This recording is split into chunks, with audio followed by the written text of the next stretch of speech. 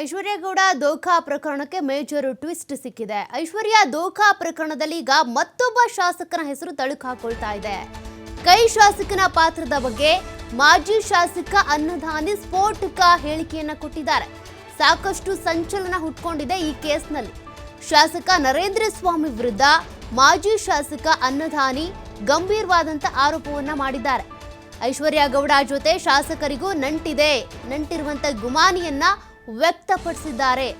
ಐಶ್ವರ್ಯ ಗೌಡ ಜೊತೆ ಶಾಸಕರ ಫೋಟೋಗಳೇ ಇದಕ್ಕೆ ಸಾಕ್ಷಿ ಅನ್ನುವಂತ ಹೇಳಿಕೆ ಕೊಟ್ಟಿದ್ದಾರೆ. ಶಾಸಕ ನರೇಂದ್ರ ಸ್ವಾಮಿ ಚುನಾವಣೆಗೆ ಇದೇ ಹಣವನ್ನ ಬಳಕೆ ಮಾಡಿಕೊಳ್ಳಲಾಗಿದೆ. ಅಷ್ಟೇ ಅಲ್ಲ, ಸಾಕಷ್ಟು ಕಾಂಗ್ರೆಸ್ ನಾಯಕರ ಪಾತ್ರದ ಶಂಕೆ ಕೂಡ ಇದೆ ಅಂತ ಅನ್ನದಾನಿ ಹೇಳಿದ್ದಾರೆ.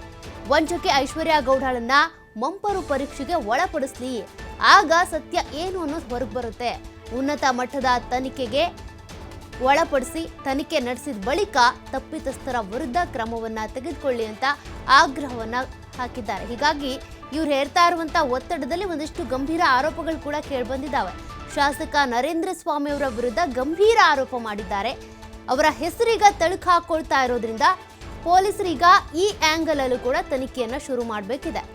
ಯಾರ್ಯಾರು ಐಶ್ವರ್ಯ ಗೌಡ ಜೊತೆಗೆ ಲಿಂಕ್ ಇಟ್ಕೊಂಡಿದ್ರು, ಏನೇನು ನಂಟಿತ್ತು ಅವ್ರಿಗೆ, ಏನು ವ್ಯವಹಾರ ನಡೆಸ್ತಾ ಇದ್ರು, ಅದೆಲ್ಲ ಕೂಡ ನೋಡಬೇಕಾಗಿದೆ.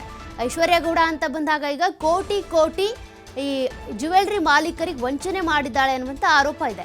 ಬಟ್ ಈ ವಂಚನೆ ಆರೋಪದಲ್ಲಿ ಐಶ್ವರ್ಯ ಗೌಡ ಜೊತೆ ಅನೇಕ ರಾಜಕಾರಣಿಗಳು ಕೂಡ ಇದ್ದಾರೆ ಅನ್ನುವಂಥ ಹೆಸರು ತಳುಕು ಹಾಕೊಳ್ತಾ ಇದೆ. ಸದ್ಯಕ್ಕೆ ಅನ್ನದಾನಿಯವ್ರು ಮಾಡಿರುವಂಥ ಆರೋಪಕ್ಕೆ ಸಂಬಂಧಪಟ್ಟಂತೆ ಏನಾದರೂ ಸಾಕ್ಷಿಗಳು ಸಿಗ್ತಾವ ನೋಡಬೇಕಿದೆ. ಅವ್ರು ಹೇಳಿರೋದು ಫೋಟೋಗಳೇ ಸಾಕ್ಷಿ ಅಂತ ಹೇಳಿದ್ದಾರೆ. ಶಾಸಕ ನರೇಂದ್ರ ಸ್ವಾಮಿ ಅವರು ಚುನಾವಣೆ ಸಂದರ್ಭದಲ್ಲಿ ಬಳಕೆ ಮಾಡಿಕೊಂಡಿರುವಂಥ ಹಣ ಕೂಡ ಇದೆ, ಅಂದರೆ ವಂಚಿಸಿದಂಥ ಹಣವನ್ನು ಬಳಕೆ ಮಾಡಿಕೊಂಡಿದ್ದಾರೆ ಅಂತ.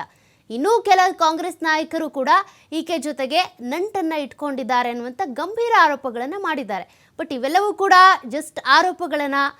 ನಿಜಕ್ಕೂ ಕೂಡ ಅವ್ರಿಗೆ ನಂಟು ಇದೆಯಾ, ಯಾರ್ಯಾರು ಈಕೆ ಜೊತೆಗೆ ನಂಟು ಇಟ್ಕೊಂಡಿದ್ರು, ಏನೇನು ವಂಚನೆ ಆಗಿದೆ, ಅದರಲ್ಲಿ ಇವ್ರ ಪಾಲೆಷ್ಟಿದೆ, ಅದೆಲ್ಲವೂ ಕೂಡ ಗೊತ್ತಾಗಬೇಕು ಅಂದರೆ ಪೊಲೀಸರ ತನಿಖೆ ಮತ್ತಷ್ಟು ಚುರುಕಾಗಬೇಕಿದೆ. ಈ ಆಯಾಮಗಳಲ್ಲೂ ಕೂಡ ಈಗ ತನಿಖೆ ಶುರುವಾಗಬೇಕಿದೆ.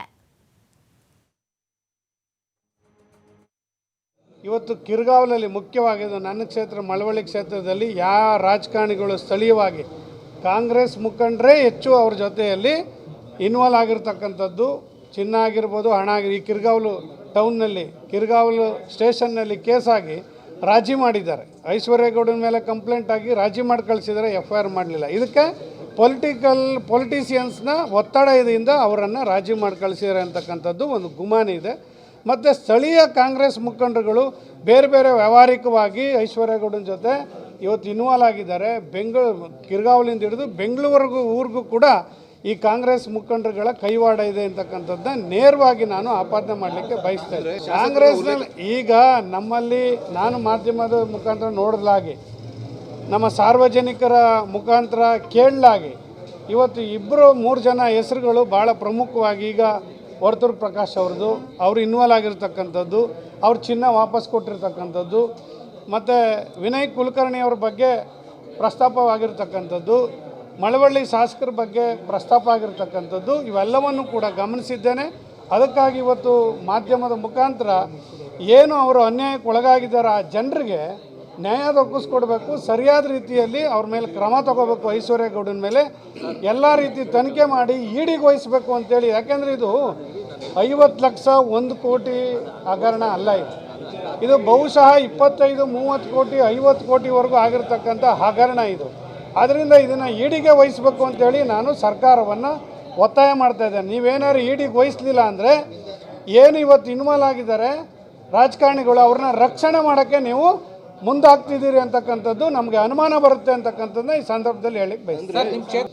ಇವತ್ತು ಕಿರ್ಗಾವಲಲ್ಲಿ ಮುಖ್ಯವಾಗಿ ನನ್ನ ಕ್ಷೇತ್ರ ಮಳವಳ್ಳಿ ಕ್ಷೇತ್ರದಲ್ಲಿ ಯಾವ ರಾಜಕಾರಣಿಗಳು ಸ್ಥಳೀಯವಾಗಿ ಕಾಂಗ್ರೆಸ್ ಮುಖಂಡರೇ ಹೆಚ್ಚು ಅವ್ರ